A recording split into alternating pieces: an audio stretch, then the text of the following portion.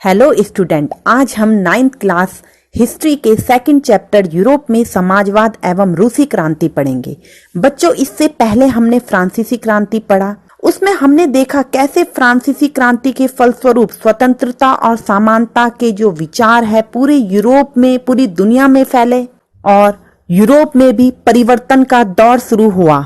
परंतु यूरोप में सभी लोग अचानक समाज में परिवर्तन के पक्ष में नहीं थे। वह धीरे धीरे समाज में बदलाव चाहते थे। यही हम समाज के कुछ विचारधाराओं के बारे में पढ़ेंगे, जैसे कि उदारवादी, रूढ़िवादी, रेडिकल। सबसे पहले हम उदारवादी विचारधारा के बारे में पढ़ते हैं। उदारवादी, जिन्हें हम लिबरल्स भी कहते हैं, जिसमें सभी धर्मों को बराबर सम्मान मिले, ये उनकी विचारधारा थी। और वंश आधारित शासन के वे विरोधी थे। ऐसी सरकार बनाने के पक्ष में थे जो लोगों के अधिकारों की रक्षा करे और न्यायपालिका का शासन हो। परंतु इस विचारधारा को हम लोकतांत्रिक विचारधारा नहीं कह सकते, क्योंकि यह सार्वभौमिक मताधिकार के पक्ष में नहीं थे।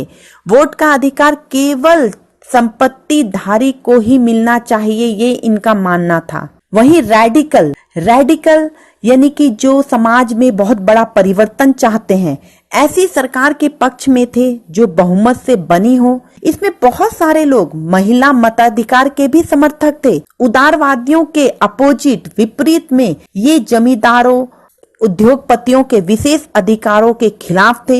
ये निजी संपत्ति के विरोधी नहीं थे, लेकिन कुछ लोगों के पास संपत्ति हो, इसके खिलाफ थे। वहीं बच्चों, अब हम रूढ़िवादी विचारधारा के बारे में बात करते हैं। रूढ़िवादी विचारधारा यानी कि कंजर्वेटिव, इस विचारधारा को मानने वाले लोग पुरानी परंपराओं, पुराने विचारों को ज्यों के त्यों बनाए रखना चाहते हैं, यानी कि लकीर के फकीर।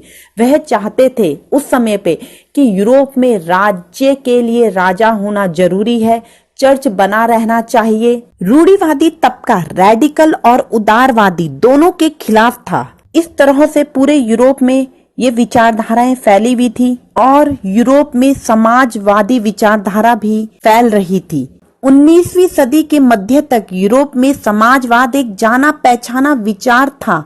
उसकी तरफ बहुत से लोगों का ध्यान आकर्षित हो रहा था। समाजवादी निजी संपत्ति के विरोधी थे। उनका मानना था कि सभी समस्याओं की जड़ संपत्ति है, क्योंकि बहुत सारे लोगों के पास संपत्ति होती है, वे लोगों को रोजगार तो देते हैं, लेकिन समस्या यह है कि संपत्तिधारी व्यक्ति को सिर्फ अपने फायदे से मतलब होता है। वह उनके बारे में नहीं सोचते जो उनके लिए काम करता है। इसीलिए अगर संपत्ति पर एक व्यक्ति की बजाय पूरे समाज का नियंत्रण हो, तो इससे सामाजिक हितों पर ज्यादा अच्छे से ध्यान दिया जाएगा। ये समाजवादी विचारधारा थी। कुछ समाजवादी कोऑपरेटिव यानी कि सामूहिक उद्यम के विचार में भी रुचि रखते थे। बच्चों, कोऑपरेटिव ऐसे लोगों के समूह थे जो मिलकर चीजें बनाते थे और मुनाफे को प्रत्येक सदस्यों द्वारा किए गए काम के हिसाब से आपस में बांट लेते थे। यानी कि अपने आप पैसा लगाना, अपने आप उसमें से जो लाभ होता है उसे आपस में बांट लेना। कार्ल मार्क्स, जिनके विचारों का प्रभाव बहुत तेजी से यूरोप में पड़ रहा था। कार्ल मार्क्स, जो कि एक जर्मन दार्शनिक, अर्थशास्त्री, इतिहासकार, समाजशास्त्री, राजनीतिज्ञ थे, इनके विचारों का प्रभाव यूरोप में बहुत तेजी से लोगों पर पड़ रहा था। इनकी पुस्तक दास कैपिटल काफी विख्यात पुस्तक है बच्चों। और फ्रेडरिक एंगेल्स, जिनकी पुस्तक का नाम है the condition of working class in England, ने इस दिशा में कई नए तर्क पेश किए। मार्क्स का विचार था कि औद्योगिक समाज पूंजीवादी समाज है और जो पूंजी होती है उस पर पूंजीपतियों का अधिकार होता है। मजदूर केवल मेहनत करते हैं और पूंजीपति उनका शोषण करते हैं। ये कार्ल मार्क्स के विचार थे। मार्क्स का विश्वास था कि खुद को पूंजीवादी शोषण से मुक्त करने के लिए मजदूरों को एक अलग समाज बनाना होगा, जिसमें सारी संपत्ति पर पूरे समाज यानी सामाजिक नियंत्रण और स्वामित्व रहेगा। उन्होंने दुनिया के सारे मजदूरों को एकजुट होने के लिए कहा। उन्होंने कहा, दुनिया के मजदूरों, एकजुट हो जाओ, तुम्हारे पास खोने को कुछ भी नहीं है सिवाय अपनी जंजीरों के। और मार्क्स ने भविष्य के इस समाज को साम्यवादी कम्युनिस्ट समाज का नाम दिया। मार्क्स के विचार आज भी पूरी दुनिया को प्रभावित करते हैं और रूसी क्रांतिकारी मार्क्स के सिद्धांत के समर्थक थे। हम देखते हैं कि 1870 तक आते आते समाजवादी विचारधारा पूरे यूरोप में फैल चुकी थी। समाजवादियों ने द्वितीय इंटरनेशनल के नाम से एक अंतरराष्ट्रीय संस्था भी बना ली थी। इंग्लैंड, जर्मनी, कई देशों के मजदूरों ने अपनी जीवन और कार्य स्थितियों में सुधार लाने के लिए संगठन बनाने शुरू कर दिए। लेकिन 1914 तक यूरोप में समाजवादी कहीं भी सरकार बनाने में कामयाब नहीं हो पाए, क्योंकि उस समय तक सरकार में रूढ़िवादियों, उदारवादियों और रेडिकलों का ही दबदबा बना रहा।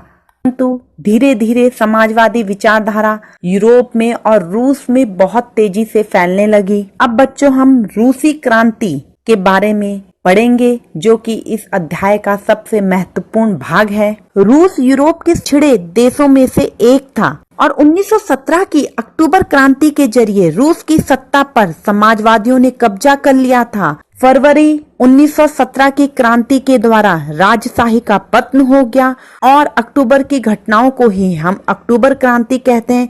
इस क्रांति के क्या क्या कारण थे, इससे पहले की घटनाओं को अभी हम देखते हैं, पढ़ते हैं। 1914 में रूस और उसके पूरे साम्राज्य पर जार निकोलस द्वितीय का शासन था। मॉस्को के आसपास पड़ने वाले जो क्षेत्र थे, उसके अलावा आज का फिनलैंड आप अगर यूरोप के मैप में देखेंगे, लातविया, लिथुआनिया, एस्टोनिया तथा पोलैंड, यूक्रेन व बेलारूस के कुछ हिस्से, ये भी रूसी साम्राज्य के अंग थे। तो रूस की समाज और अर्थव्यवस्था के बारे में हम पढ़ेंगे कि क्या यहाँ के समाज की स्थिति थी। जैसे बच्चों हमने फ्रांसीसी क्रांति के कारण देखे थे, वैसे ही रूसी क्रांति के कारण बहुत से कारण थे। पहले हम रूस के अर्थव्यवस्था और समाज को देखते हैं कि 1917 से पहले यहाँ का समाज और अर्थव्यवस्था कैसे थी। 20वीं सदी की शुरुआत में रूस की आबादी का बहुत बड़ा हिस्सा खेती बाड़ी से जुड़ा हुआ था। कृषि उनका मुख्य कार्य था, उनकी आजीविका खेती पर निर्भर रहती थी। रूस में बहुत कम उद्योग धंधे थे। सेंट पीटर्सबर्ग और मॉस्को मुख्य औद्योगिक इलाके थे। 1890 के दशक में जब रूस के रेल नेटवर्क को फैलाया जा रहा था, उसी समय रूसी उद्योग में विदेशी निवेश भी तेजी से बढ़ रहा था और इस सब के चलते कुछ ही सालों में रूस के कोयला उत्पादन में 2 गुना और स्टील उत्पादन में 4 गुना वृद्धि हो गई थी। कारखानों की संख्या तेजी से बढ़ने लगे। ज्यादातर जो कारखाने थे वह उद्योगपतियों की निजी संपत्ति थे। मजदूरों को बहुत कम वेतन दिया जाता था और काम कई कई घंटों लिया जाता था। उनसे 15-15 घंटे तक काम कराया जाता था, जबकि कारखानों में मजदूर आमतौर पर 10 या 12 घंटे की पालियों में काम करते थे और जहां मजदूरों की रहने की जगह थी वह भी बहुत साफ सुथरी नहीं थी, बहुत गंदगी वहां फैली रहती थी। 1914 में फैक्ट्री मजदूरों में औरतों की संख्या 31% थी, लेकिन हम क्या देखते हैं, उन्हें पुरुष मजदूरों के मुकाबले बहुत कम वेतन मिलता था। इसी दौरान मजदूरों के कुछ संगठन भी बन रहे। देहात की ज्यादातर जो जमीनें थी उन पर किसान खेती करते थे, पर बड़ी बड़ी जो संपत्तियां थी, ज्यादा बड़ी जो जमीन थी, उन पर सामंतों, राजशाही और ऑर्थोडॉक्स चर्च का कब्जा था। और मजदूर जिस तरह से सामाजिक या हम कहें कि योग्यता के आधार पर बटे हुए थे, उसी तरह से किसान भी बटे हुए थे। किसान सामंतों और नवाबों का बिल्कुल भी सम्मान नहीं करते थे, क्योंकि नवाब और सामंतों को जो सत्ता और हैसियत मिली हुई थी वह उनकी लोकप्रियता की वजह से नहीं थी कि वे अच्छे काम कर रहे इसीलिए मिली हुई, बल्कि जार के प्रति, जो वहां का राजा था रूस जार, उसके प्रति निष्ठा, उसकी चापलूसी, उसकी सेवा के करने के बदले उन्हें वह सत्ता हासिल थी। रूस के किसान चाहते थे कि नवाबों से जमीन छीनकर किसानों के बांट दी जाए और कई बार तो वह लगान भी नहीं चुकाते थे। कई जगह किसानों ने जमींदारों की हत्या भी कर दी। 1902 में दक्षिण रूस में ऐसी घटनाएं बड़े पैमाने पर घटी। 1905 में तो पूरे रूस में ही ऐसी घटनाएं घटने लगी और मजदूर और किसान एकजुट होने लगे, क्योंकि जैसे कि मैंने कहा बच्चों की यूरोप में और रूस में भी समाजवादी विचारधारा का प्रभाव पड़ रहा था। कार्ल मार्क्स के विचारों से मजदूर बहुत प्रभावित हुए। उन्हें भी लगा कि अब उनकी आवाज को सुनने वाला या उनकी स्थिति को सुधारने का समय आ गया है। इसीलिए सारे मजदूर एकजुट होने लगे, संगठन भी बनाने लगे। इसी को आगे हम पढ़ेंगे। आज के लिए इतना ही। आगे हम रूस में समाजवाद अगले वीडियो में पढ़ेंगे। तब तक के लिए गुड बाय।